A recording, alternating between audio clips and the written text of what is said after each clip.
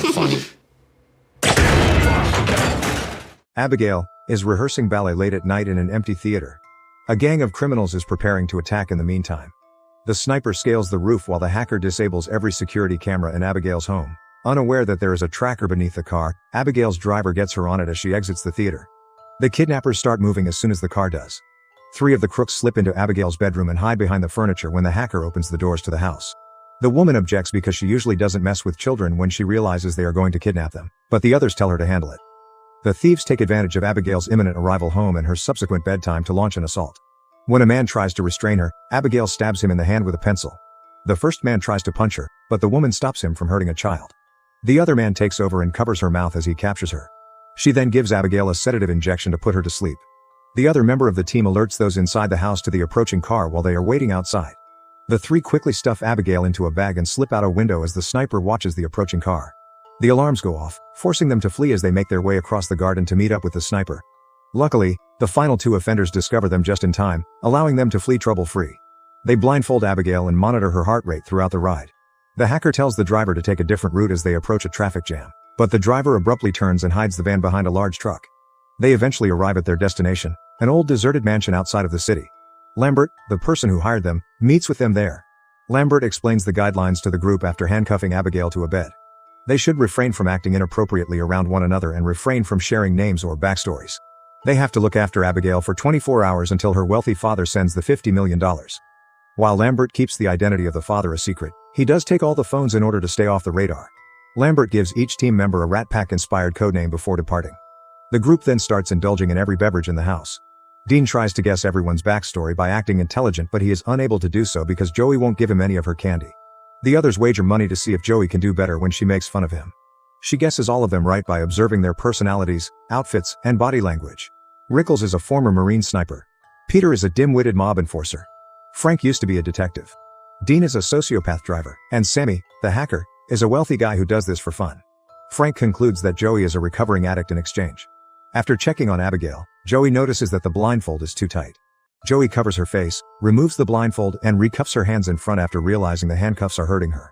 Joey tells Abigail that they won't hurt her and that they just want the money because she is crying, so Abigail makes her make a pinky promise. When Joey reveals that she is a mother of a son, Abigail responds by telling her that their decision was incorrect because her father doesn't value her. Abigail apologizes for what's going to happen to Joey as she's about to leave. Joey worries and comes back to the group, telling Frank that there's a chance Abigail's father is a violent man. After everyone has become preoccupied, Frank goes to see how the child is doing. He covers his face and points his gun at her until she swears she didn't see him. Shocked to see her without the blindfold, Frank then keeps pressing her until she identifies her father as Christophe Lazar. Frank freaks out and rushes back to the group, announcing his departure. When the others press for an explanation, Frank reveals that the girl is the daughter of a formidable and dangerous crime boss named Christophe Lazar. Rickles and Joey are also aware of the name and share Frank's concern. After debating for a while over what to do, they ultimately agree to stay in order to obtain the money, which they can then use to leave and begin a new life elsewhere. They also agree to keep all doors closed and to monitor the perimeter. Later, Joey follows a noise that seems to be coming from an open window and looks around the house. As she fully opens it to silence the commotion, she notices an ancient statue of a parent and child. Then she runs into Rickles, who makes an unsuccessful attempt to flirt with her. They decide to keep an eye on one another after he tells her that he doesn't trust the others. In the meantime, Sammy discovers a TV room and is startled to see someone behind her, but it's just Dean pulling a practical joke. When he dares to flirt with Sammy, she angrily throws him out. Dean then draws a man's member on Peter's face while he is sleeping. He continues to meander through the house and comes upon a dimly lit hallway lined with numerous old photos, one of which features a girl who strikingly resembles Abigail. He proceeds to the kitchen in the basement, where a door opens by itself. A rat startles him as he enters the room, confused. A sudden unseen presence grabs him by the legs and pulls him back as he tries to flee. After going to the basement after hearing him scream, Sammy discovers Dean seated at the table. Sammy screams and throws up as his head drops when she tries to get close to him. Before long, the others arrive in the basement as well, and they all concur that Sammy lacks the strength to accomplish that. Actually, it makes them think of the legends surrounding Valdez, Lazar's hitman. The FBI apprehended 3 of Lazar's gang's top leaders a few years ago. Agents had them hidden on the top floor of a hotel the night before their trial, with security personnel stationed everywhere. When the FBI stormed in the following morning, they discovered their bodies with no organs and their heads chopped off. Other than the door on the 23rd floor, there was no other way in or out of the room. Concerned, they decide to check on the girl and discover her in the room, doing well. Rickles wants to leave because he is still afraid of Valdez, but they are startled to see another locked gate when he opens the front door. The group finds themselves confined inside as Peter attempts in vain to pry it open, setting off a security system that blocks all the windows. Rickles rushes to check on his weapon only to discover it gone as Joey deduces that this is a trap. Abigail adamantly maintains that she hasn't seen anyone else save Frank when Joey runs to her. She also discloses that Frank claimed to be her dad's employee, threatened to hurt her, and went by Valdez in real life. Following their meeting, Joey and Rickles discuss what they know and come to the conclusion that it is illogical. They decide to find a way out, but just as Joey is about to walk out of the room, she hears something. When she goes to check on Rickles because he is standing a little awkwardly, she is shocked to see that he has serious injuries. She puts his lifeless body down and rushes downstairs as his corpse falls into her arms. A vengeful Joey points a gun at Frank, saying he killed Rickles and was Valdez. Frank also draws his gun, accusing Joey of allowing Abigail to control her.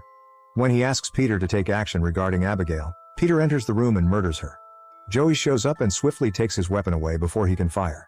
An argument breaks out when Sammy and Frank also show up. In the meantime, Abigail takes off her handcuffs with ease and gets to her feet, revealing her true identity, that of a vampire, with a ballet move. As Abigail leaps onto Peter and prepares to bite him, Frank stops her. To everyone's surprise, Abigail does nothing more than sit up while her wound heals. Joey also shoots her, but they flee and lock the door when it becomes obvious that the bullets are ineffective. As everyone realizes that Abigail was actually Valdez all along, the group debates what to do. Because all of the doors have 2-inch thick shutters and magnetically sealed locks, Sammy lacks the tools necessary to break through them. Everyone is agitated, and Frank grabs Peter by the neck and threatens to stop talking when Peter asks them to slow down. In the end, Sammy searches the kitchen for garlic while Frank and Joey grab pool sticks to make steaks. Joey refuses to assist because she believes that killing Abigail will only infuriate her father. When the three are ready, they dash into Abigail's room, only to discover it is unoccupied. They enter another room after hearing music out of the blue and discover Abigail dancing with Dean's body. She pretends to be a nice girl at first, but Abigail jumps on Sammy and sniffs the garlic, which has no effect. When Frank tries to assist, he is shoved aside, but Peter is able to get her to safety.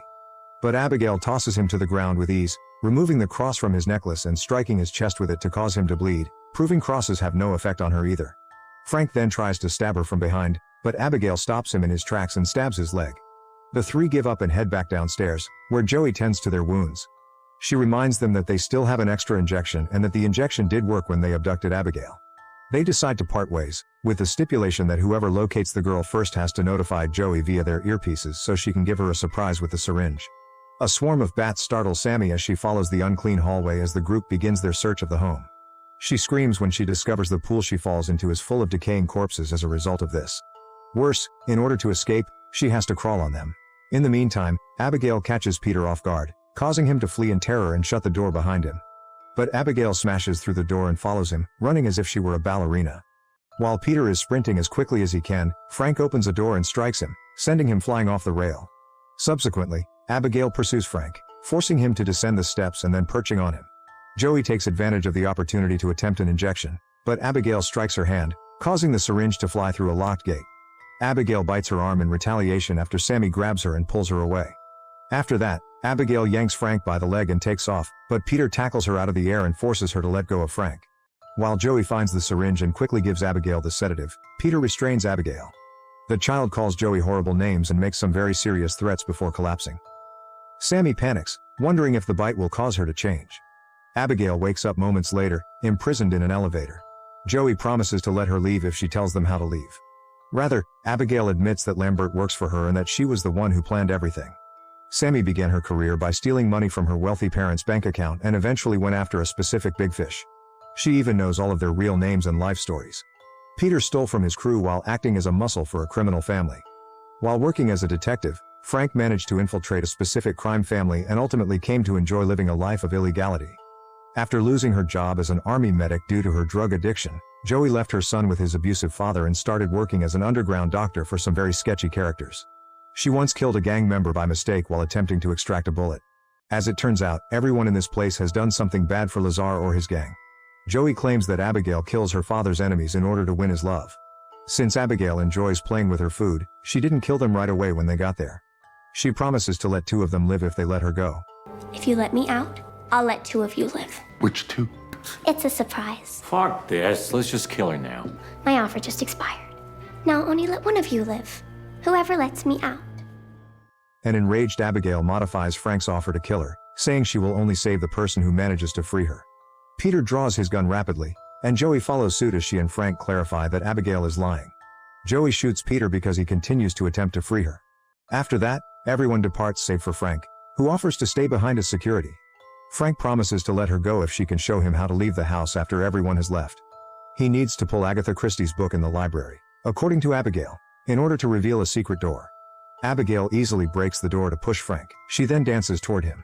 Joey arrives at that precise moment and breaks off the wooden planks of a window, letting in the sunlight. Abigail feels the light instantly scorch her hand, so she quickly hides in the shadows to grow it back while Joey and Frank flee. The group arrives at the library and settles in to enjoy the sunlight streaming in through the tall window that Joey had opened early. Relieved that Sammy doesn't turn, she assumes nothing bad will happen to her. Frank takes out the book that Abigail mentioned, but since she also lied, nothing happens. Joey tries in vain to breach the wall while he's having a fit. She is becoming very agitated because she has run out of candy. Joey tells Sammy that she abandoned her son in order to get sober, and that the intention was to use the money from this job to return to him and begin a reset. Sammy gets an idea when she hears this word. She can short the locks if they can locate the power source. The group divides into two and begins searching the home. Abigail uses the bite to gain control over Sammy and abruptly resumes playing music. She turns into a vampire very quickly, biting Peter's neck in the process. As she feeds and kills him, Abigail converses with him via Sammy. After that, Abigail enjoys pretending to dance like her. When Joey and Frank finally show up, Sammy hides her face. When Sammy reveals her metamorphosis to the others, they become suspicious and flee right away. Once they arrive at the library, where Sammy follows after them, Abigail uses Sammy's voice to explain that she detests the space because it is where her father turned her. Sammy's body explodes as Joey grabs a tray and reflects sunlight onto it.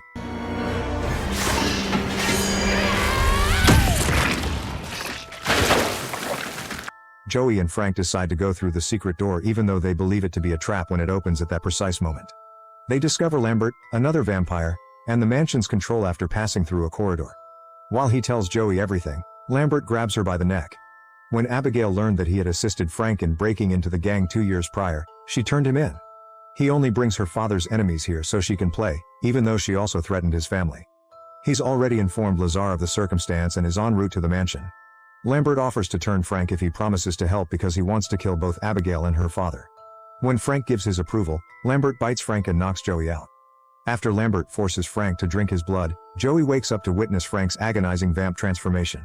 Lambert then gives Frank the order to feed on Joey, but Frank stabs him with a stake instead, setting Lambert off on fire.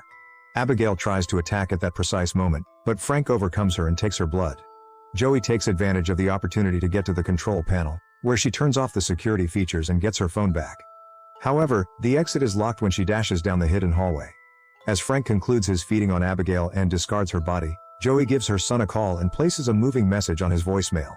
When Frank discovers her, he pushes her back into the library and begins tossing her around, slamming her up against the furnishings. Joey tries to protect herself, but a vampire is unaffected by her punches. She then throws her down while grabbing her by the neck, but Abigail is able to stop her in time. Explaining that she is unable to defeat him on her own, Abigail pleads with Joey to assist her in killing Frank, promising to release her in exchange so she can reunite with her son. The girls band together to fight Frank when he approaches, but no matter how hard they try, Frank is obviously stronger than the two of them put together. He uses the stake to stab Joey in the shoulder after knocking Abigail down, getting her stuck on a pillar.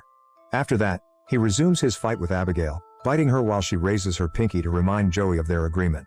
After Abigail has fallen, Frank removes Joey from the stake, bites her neck and then dumps her onto the ground. Frank uses his vampire abilities to make her pick up the stake and pursue Abigail as soon as she awakens. Since Joey is acting, she turns around and shoves Frank, which allows Abigail to leap on him. She fights him once more, telling him that he can't control or change Joey just yet because the powers take time to fully develop. Joey pulls Frank down with the stake while they are preoccupied, and she and Abigail then work together to stab him until he explodes. Oh, fuck. Joey becomes concerned that she might change after that, but Abigail assures her that it won't happen because Frank is no longer alive. As agreed upon, Abigail releases Joey and instructs her to locate her son. Abigail's father Lazar suddenly grabs Joey by the shoulder and reveals that he has gone by several names over the years. He wants to murder Joey, but Abigail defends her, saying that Joey helped save her life and supported her when he couldn't. Lazar thanks Joey by kissing her hand and releases her. When Joey returns to the van in a hurry and finds she still has a lollipop, she eats it as she drives away. That's a wrap. What do you think Abigail should have done differently to avoid the kidnapping? Hit that subscribe button and I'll see you in the next one.